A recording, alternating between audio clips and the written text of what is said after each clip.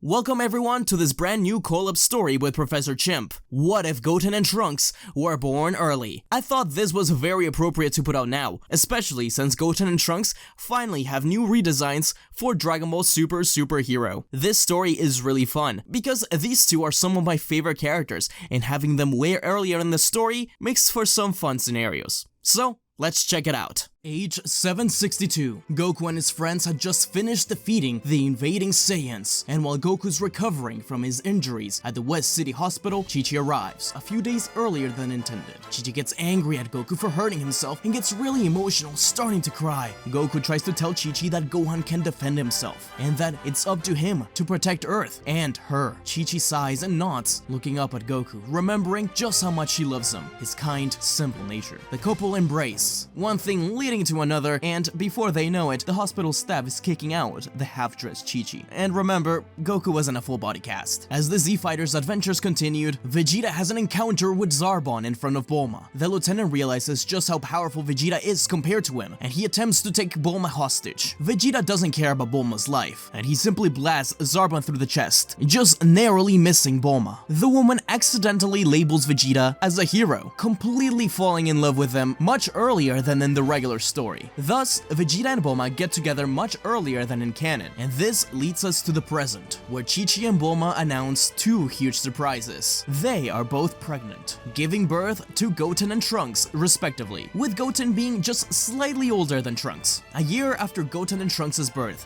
Frieza arrives with an army to invade Earth, along with his father, King Cold. Bulma brings baby Trunks along to finally get to see the evil Frieza, but they're both immediately destroyed by a teenage Super Saiyan. The Z-Fighters are perplexed by the arrival of a brand new Saiyan, with the stranger looking over to Bulma and at the purple-haired kid. He smiles, declaring that his name is Trunks, and that he's a time traveler from the future. And Bulma screams, no way that's gonna be her child, and he's very handsome. Of course he gets that from her. Vegeta scoffs, not believing a word the Saiyan's saying, but he can't deny it. That purple hair is indisputable. They wonder what the hell he's doing there. Did he really need to come back just to save them from Frieza? What the hell happens in the future? As soon as Goku arrives, Trunks begins to explain everything.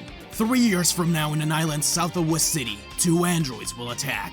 Goku is the one that's most surprised by the announcement that Trunks is Bulma and Vegeta's kid. He just thought she was babysitting. Since he was already born, there was no reason to hide his identity. Trunks announces that he will return in 3 years for their battle against the androids. Trunks gives Goku the heart medicine and tells him to take good care of his sons. Goku says that he only has one, and that's when Gohan breaks the news to him that Chi-Chi was also pregnant and had another boy. Goku freaks out. He didn't bring any presents from Planet Yardrat for him. With a happy smile, Trunks gets in his time machine and returns to the future. 3 years of training begin. Goten and Trunks start to grow rather fast, and unlike their canon counterparts, neither of them have Super Saiyan anytime soon. After all, they were conceived much earlier, and their fathers were nowhere near Super Saiyan. The two boys grow up close together, watching their fathers train. The fact that Vegeta has a 1-year-old son already actually causes him to stay on Earth rather than leave. It's not like he cares about the kid, right? No, it wasn't that. It was what the kid would become. Trunks was incredibly powerful. He could tell just by sensing his ki when he arrived from the future. He wanted to be responsible for that power, and if he could cause that, he could be even stronger than that. The two kids are around 4 years old, and Goku thinks it's about time to train Goten. Chi-Chi of course refuses, but Goku reminds her that Gohan was the exact same age when he got kidnapped and attacked by the invading Saiyans. If they want nothing like that to ever happen to Goten, then he at least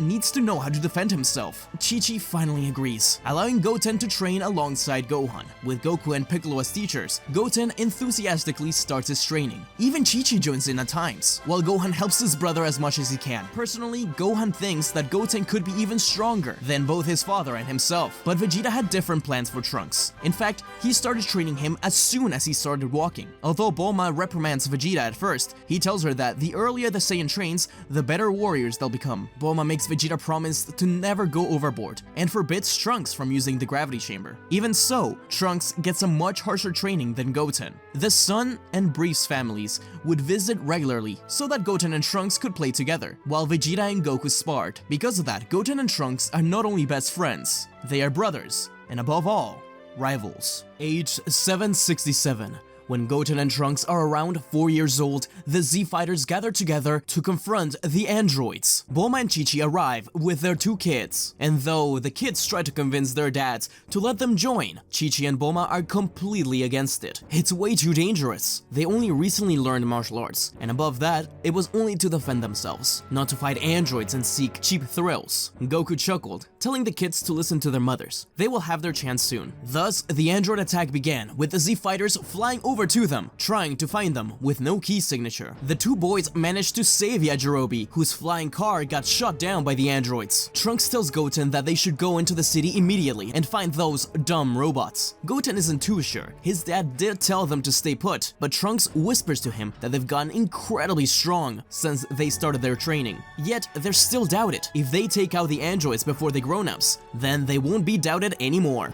Full of newfound determination, the boys fly off into the city, with Chi-Chi and Bulma unable to stop them. Once they arrive, the boys look around, trying to find the robots. The 2 discuss what they could look like. Goten in particular imagines a huge skull face with machine guns for hands, but Trunks says something like that could never be real. That's when the boys hear a scream, finding Yamcha being attacked by 19 and 20. The old man pierces Yamcha's chest, and the 2 boys gasp, charging in for a surprise attack. The 2 fly towards Jiro, landing a solid kick in the face of the android, sending him flying into a nearby car. Neither of the androids had any data on these kids, and they were completely surprised by them being so strong. The boys face off against the androids to protect Yamcha. They are extremely overconfident, with Jiro ordering 19 to attack. At first, the boys have a really hard time since their attacks aren't coordinated, and they lack fighting experience. Even so, the boys soon decide to start working together, but Trunks points this out, telling Goten specifically to follow his lead.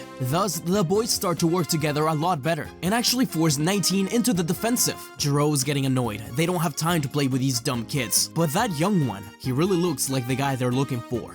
That Son Goku. After some time battling, 19 manages to separate the 2, absorbing Trunks' Finish Buster, crushing it in his palm and rushing in to grab Trunks by the throat, absorbing his ki. Goten becomes enraged by this, telling 19 to leave his best friend alone, his ki surging with a rage boost. Goten yells out, "Charge!" as he launches himself against 19, headbutting him across the chest. The android lets go of Trunks, with 19 staggering back. Goten's rage boost is massive, and he's able to distract 19 for a while. However, Jiro decides that this is enough of games, and he joins 19 in fighting Goten. That's when the tides turn for the worst, Goten and Trunks being overwhelmed. Thankfully, the Z Fighters are alerted to Goten's position, thanks to his ki spike. Goku tells Krillin to give senzu beans to the boys, and Yamcha, transforming into a Super Saiyan and beating down on 19. But his heart virus kicks in soon after, and the immense pain causes him to stop the fight. 19 grabs onto Goku's neck, absorbing his ki. Gohan arrives to see Goten and Goku on the ground, extremely hurt. He couldn't stand to see his family like this. And Trunks, the boy who was basically his brother, in an instant, something snapped within him, enraging and transforming into a Super Saiyan for the first time. He goes in to fight 19, and manages to do so pretty well. Just when Jiro tries to grab Gohan from behind, he is immediately kicked away by a Super Saiyan Vegeta, who just arrived on the scene. Strangely enough, he shoots a thumbs up to Gohan. With Gohan keeping 19 occupied, Super Saiyan is able to easily dismantle Jiro and kill him off. Vegeta and Gohan are getting ready to finish off 19 when 2 people arrive, Future Trunks and Future Goten. Piccolo tells them not to worry, as they're about to wrap things up, but Future Trunks says that's not important now. He wants to know what the hell's going on here. Who the hell are these androids? They are not the ones from the future. 19 manages to escape during the commotion, with Yamcha taking Goku, Goten, and Trunks to the Son family household, while the rest chase after 19. Future Goten asks Piccolo what happened, and Piccolo explains that the kids tried to help out. Future Trunks sighs. Of course him and Trunks would try to take them on. We're so stupid. Gohan stares at Future Goten the entire time, thinking how strange it is to see his little brother older than himself. In the meantime, Chi-Chi and Bulma await for the kids' arrival, yelling at them and getting them grounded. The 2 kids stay in the same room as Goku, making sure that he takes the heart medicine. The 2 sit there quietly, realizing that they screwed up badly and that they're both very weak still. The two try to come up with what to do. While Trunks tries to tell Goten to just let the grown-ups handle this, Goten notices how bumped up Trunks is while saying this, and he decides to be the one to break the rules this time. He tells Trunks about a story his dad once told him, of a cat that lived in a tall tower with special magic water that made people stronger. Trunks cheered up, and the boys felt renewed determination. The plan was set. They would sneak out of the house and fly off in search of Korin Tower. In the meantime, the Z Fighters managed to track down 19 to Jiro's laboratory. 19 had pre-installed directives that activated in case Jiro died, activating the remaining androids, including Android 16. 19 begins to activate them numerically. However, Super Saiyan Goten blasts down the steel door with a Kamehameha before he has a chance to release 17 and 18. Trunks is the one that notices the twin pods and sighs in relief, thinking about how they haven't been awoken yet. They see this as their one and only chance to kill them, with both Super Saiyan Goten and Trunks rushing in to slice through the pods. But both of their swords are grabbed by Android 16, stopping them in their tracks. The rest of the Z Fighters join in the battle as they fight 16 and 19. Although 19 isn't much of a problem now, 16 is far above them. Everybody's getting their power absorbed, and little Gohan deduces that 19 must have a limit to the amount of power he can absorb.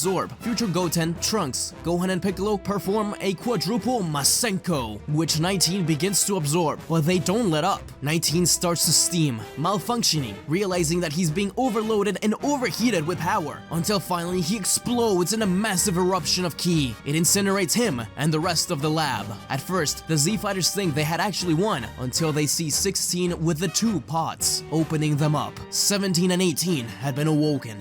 Though the Z Fighters try and fight the androids, they are not rivals to them. Even Vegeta, Gohan, Trunks' and Goten's Super Saiyan forms stand no chance against the mighty Android 16. In fact, they may even be stronger than the ones they know in the future. In the end, the androids decide not to kill anyone and look for Goku instead, with Android 18 kissing Krillin goodbye. Meanwhile, Goten and Trunks arrive at Korin's tower, after asking some people about it. Down there, they meet Upa and Bora, who explain the legend to Goten in particular, whom they mention looks a lot like an old friend of theirs, and thus they decide to help out. Though Goten thinks it would be easy to just simply fly up there, Upa explains that that is not possible, and that the only way they will get stronger is by racing up to the top. The two do it at lightning speed, and when the pair arrive up top, they find the cat, old Master Korin, who mistakes Goten for Goku at first. The boys are amazed, but then realize that Yajirobe's actually with them. Hey, they know him. The kids have no time for this, however, and ask for the sacred water. Stop being so ignorant, you stupid kid. Korin refuses to give them anything because Trunks is so rude. Goten asks more politely, and the cat finally agrees, saying that if they can catch him, he will give them the water. At first, the boys think this is just a piece of cake,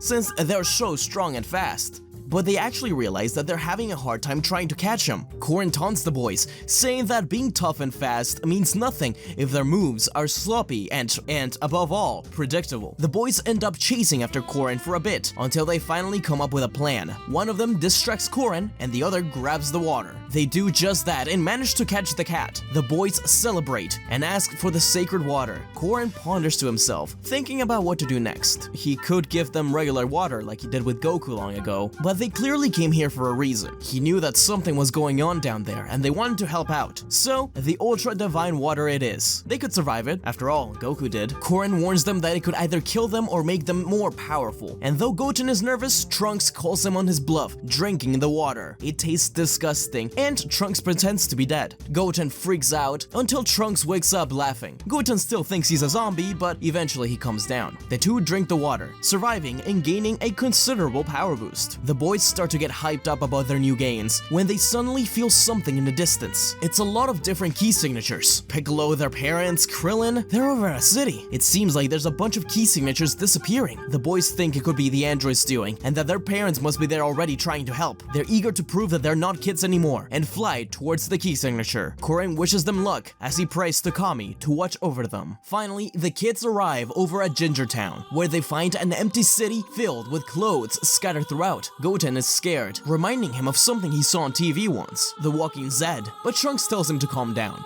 that the heroes always come on top in those sorts of movies and TV shows. They can handle it for sure. After all, it's just an old clown and an old man. The boys explore the city, trying to search for that power level, but it seems like their parents, Piccolo Piccolo and the rest are all huddled together, but they moved really fast throughout the city. Goten has the idea to separate, to cover more ground, and thus they do so. But as Goten explores one of the empty buildings, he hears something sneak up behind him. He looks back and nothing's there, looking for that power. Finally hearing something creak up behind him once more, but this time with a power level, as Cell takes out his stinger and tries to stab him through the chest. Goten jumps out of the way, but by the time he turns around, Cell is already gone. Goten knows he needs to get out of there, and he goes off to find Trunks. Finally, the two kids meet once again. Goten is freaking out, telling Trunks that something really strange is happening.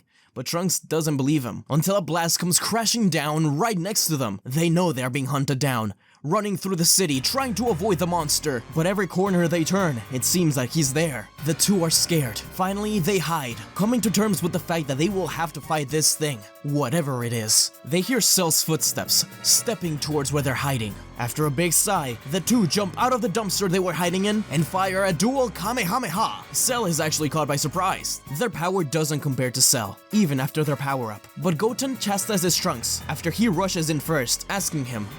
The boys manage to combine their abilities to deal enough damage to Cell to buy them time until Piccolo arrives at the scene. He's very impressed with the boys, happy to see them fight like real warriors. Piccolo fights imperfect Cell as the boys cheer him on, though Piccolo is much more careful, trying to protect the two as much as possible. Much like in the original story, Cell explains just what he is to Piccolo, promising to absorb Goten and Trunks next, finally using a solar flare to escape. Piccolo yells at the boys for being stupid and reckless, but does say that he was impressed with their moves. Piccolo and the boys head over to Kame House, where Goku was moved to. The androids then arrive at Kame House, with the boys wanting to help, but Piccolo tells them to stay put. They already had done enough, and he was proud, but they won't be able to help this time. The pair of Saiyans are upset, but Piccolo tells them to spend their time wisely, meditate, train with their minds. Because the boys respect Piccolo, and he respects them, they agree and listen to him one last time. And so, during the fight between Piccolo and 17, the two boys meditate. They are impressed with the battle, sensing it all throughout, but they are so focused in Piccolo's power that they actually start to sense another power creep by, Cell. The boys realize that Piccolo is too busy fighting to notice, and they rush out of the house to try and warn Piccolo. But as the two fly out, Tien grabs them by their legs, telling Goten and Trunks to wait. At first, the boys think that he's going to tell them to stay back, but Tien shakes his head, telling them that he wants to go too. The boys, Goten and Trunks, led by Tien, fly off to the islands. They arrive just as Cell reveals himself, catching Piccolo and 17 by surprise, even managing to absorb the latter. The boys know they have no opportunity to defeat him. Cell begins to take steps towards 18, but is stopped by 16. 16 and Cell fight to the best of their abilities, with Tien telling the boys to grab 18, as he is going to help 16, firing a Ki-Go-Ho that stops the fight in their tracks, yelling at the android to run away. Tien continues to attack Cell. The two kids think that he's really badass. Trunks tells 16 to lose some weight while he tries to carry him. He's extremely damaged from the fight against Cell. While the group escapes, Goten and Trunks discuss what to do. It's only a matter of time until Tien runs out of ki, and Cell starts to chase them. 18 tells the kid to just leave them and escape, but the kids tell them that that's not something heroes would do. 16 is impressed with the boy's spirit, especially once Goten comes up with a plan. They are going to separate and head to two different islands, racing their ki to the max. After all, Cell will only be able to chase them if he knows where their ki spike is. He thinks the androids are with Goten and Trunks, so while at those two separate islands, they will each at separate times raise their ki to the max, luring Cell. This will at least give 18 a little bit of time to escape. The boys separate, just as Cell hovers over the body of Tien. But something happens that Cell does not expect. Goku arrives with instant transmission, teleporting Tien and Piccolo away, telling Cell that they will face each other in the future, teleporting away. But Goku soon realizes that he had made a mistake. If he had waited just a few seconds longer, he would have been able to tell Goten and Trunks' ki as they powered up to the max. He wondered what the hell Goten was doing. He couldn't just go there. Cell flies off to the first ki source, where a game of cat and mouse begins, but he realizes that he's just wasting time. 18 is clearly not with him, and the power that he would get from Goten is just minimal compared to 18's. Cell blasts the island whole. Goten manages to avoid Cell's blast by heading deep in the ocean and lowering his ki. At the lookout, Gohan begs his dad to go back back and rescue Goten and Trunks, but Goku says that he can't do that. Cell is on high alert, and he trusts Goten and Trunks. He thinks he knows what their plan is. Back on the islands, Cell locates Trunks, demanding to know where 18 is. But all Trunks does is call him ugly and moon him. Cell gets extremely upset, chasing Trunks once more. He eventually catches up to him, smashing his fist against his face, continuing with a barrage of attacks, just for fun. Torturing Trunks. He's hurt, but Goten arrives to try to help. Despite their best efforts, all they can do is try and escape. When it looks like Cell is about to finish them off, 18 reveals herself. The boys ask why she's there instead of escaping, and the android answers that she isn't going to let them just die, because as they taught her, that's not something a hero would do. She yells at Cell to leave them alone, that she's the one he wants. Cell ignores the boys and absorbs Android 18. 16, whom after much arguing had been convinced by 18 of the plan to save Goten and Trunks, grabs onto the kids and flies as far away as possible. At that moment, Vegeta arrives with Future Trunks, but Vegeta's cockiness gets the better of him. Even as Super Vegeta, nothing works. Future Trunks attempts to help Vegeta out, as the two team up against Cell, but the two get folded like laundry. Android 16 attempts to blow himself up along with Cell, but the bio-android turns around just in time to blow him off. Kid Trunks watches this from the sidelines, standing up in front of Future Trunks and his father, saying to Cell that even if they die here, Goku and Gohan will still be out there, ready to kick his butt. This intrigues Cell, as he decides to let them live for now.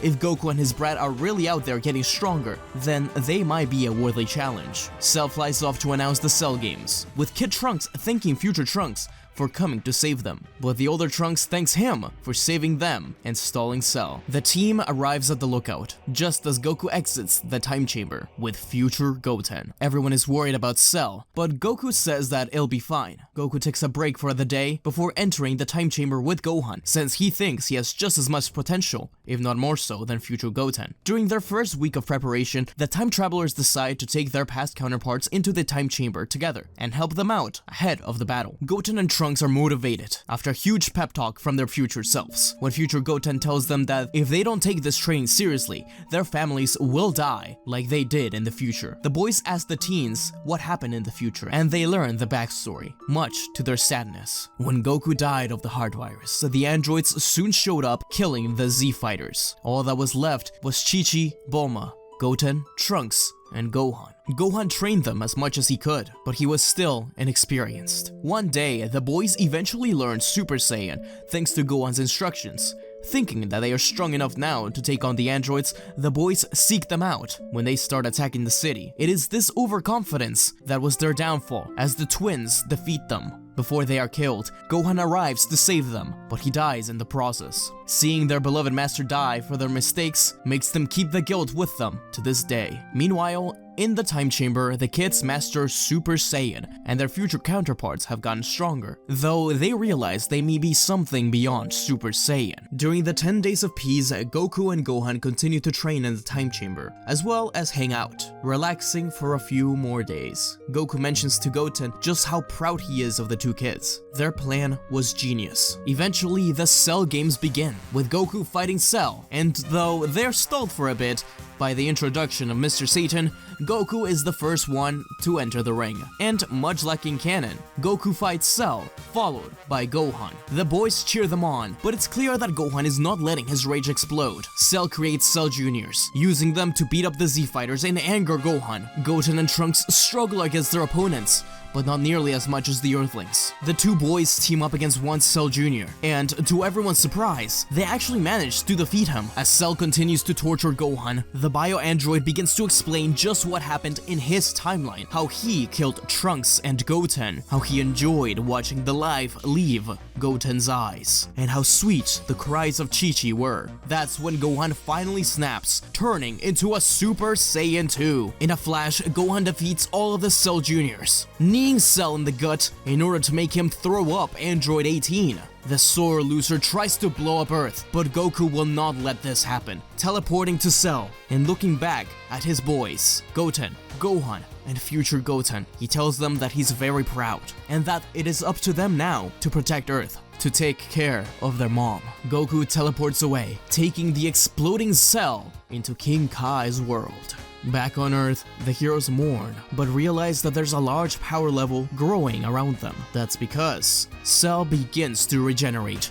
into Super Perfect Cell. Cell fires the death beam right at Future Trunks, but Future Goten pushes him out of the way, getting his shoulder damaged in the process. Future Goten lands on the floor, screaming in pain. But there's no time to lose. Gohan promises to take this seriously. Cell and Gohan look at each other in the eyes, cupping their hands together and firing a Kamehameha. Cell's Kamehameha begins to overtake Gohan's, and it looks like the kid's about to give up. But Future Goten looks at his arm, bleeding, reminding him of what he lost, a future Gohan.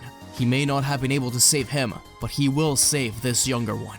Future Goten cups his one good hand, firing a Kamehameha right behind Gohan. Little Goten is inspired by this, realizing that he needs to help his older brother as much as he can. He jumps next to him, firing his own Kamehameha. But it seems as if Super Perfect Cell may still win. That's when Kid Trunks approaches Cell from behind, telling him that he won't let him kill his friend. Kid Trunks is worried, and he looks to the side, seeing Future Goten's sword on the floor. Thinking quickly, he grabs onto it, rushing over to Cell and slicing through. This merely managed to cut one side of Cell's crown, but it did distract Cell long enough for Gohan to begin to overtake him. But was it enough? Vegeta was surprised by Kid Trunks and just how brave he was. Vegeta yells at him and Future Trunks to join him, saying that they have to help Kakarot's brats. Vegeta fires a Gallic gun, while his two boys fire Kamehamehas. Cell has to create a barrier around himself as he gets sandwiched between the two different beams. The Sun brothers struggle to keep their attack, but both the Sun family and Vegeta's family begin to hear the voice of Goku, telling them to never give up,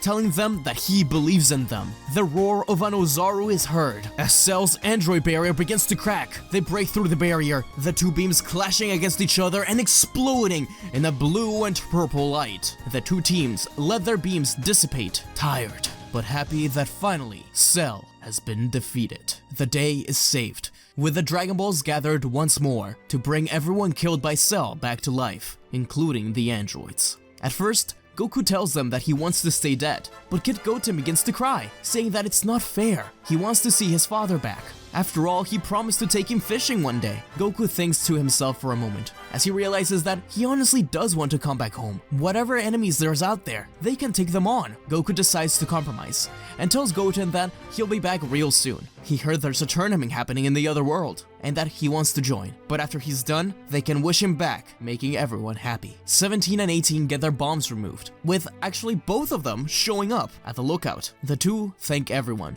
and though Future Trunks and Future Goten have their guard up the entire time, they explain that they both learned something very valuable, looking at the younger Trunks and Goten, shooting them a thumbs up, with Android 18 saying, "Now those are heroes if I've ever seen them." Goten and Trunks fist bumped each other as the androids flew away, looking back at their older selves, jumping in for a huge hug. And just a bit later, the future Saiyans were set to return to their future. They were ready for anything. After all, they had learned so much, not only from the past, but their younger selves too. And as a small token of their appreciation, Goten gifted Trunks his sword, and Future Trunks gifted Goten his. They were excited to go back home and show their moms their cool new swords. And as they think this, we pan over to the future, where Trunks and Goten reunite with their mothers, hugging them tightly, thanking them for everything they have done for them. Goten and Trunks look at each other, nodding. The two step out of Capsule Corp, with Trunks saying, "Alright androids, it's time to show you what real heroes are."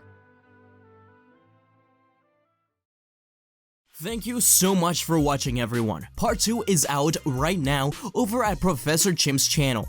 He's an awesome guy that's helped me with a lot of videos before, and I thought it was about time we did an actual collab together. So if you want to see how the story continues, then be sure to click the link in the description below and head over to his channel. If you like this sort of content and want to see more, be sure to like, comment, and subscribe. And if you didn't check out this week's other video, then be sure to check out What If the Universe 6 Saiyans Became Z Fighters. I'm starting to put out 2 videos a week, starting this week, as much as I can. I'm no homie to it. I really hope you guys check them out to make this experience really worth it for all of us. Be sure to follow me on Twitter and Instagram at SmugStickDB and on TikTok at SmugStick, where I do a lot of Dragon Ball news content as well as show off some of my cosplays and just have fun. Shout out to the Super Saiyan Legend, Super Saiyan God, and Ultra Instinct members of the channel, with a special thank you to the Ultra Instinct members, Wayne Antoine, Super Kami Mewtwo, and Neo Whitcomb. Thank you so much. This channel just wouldn't be around without you guys. Thank you to Wayne Antoine, Eric Dragon, Super Kami Mewtwo, Neo Whitcomb, Sacred Saiyan, Phil J. Akir, Pizza Hut Kitman,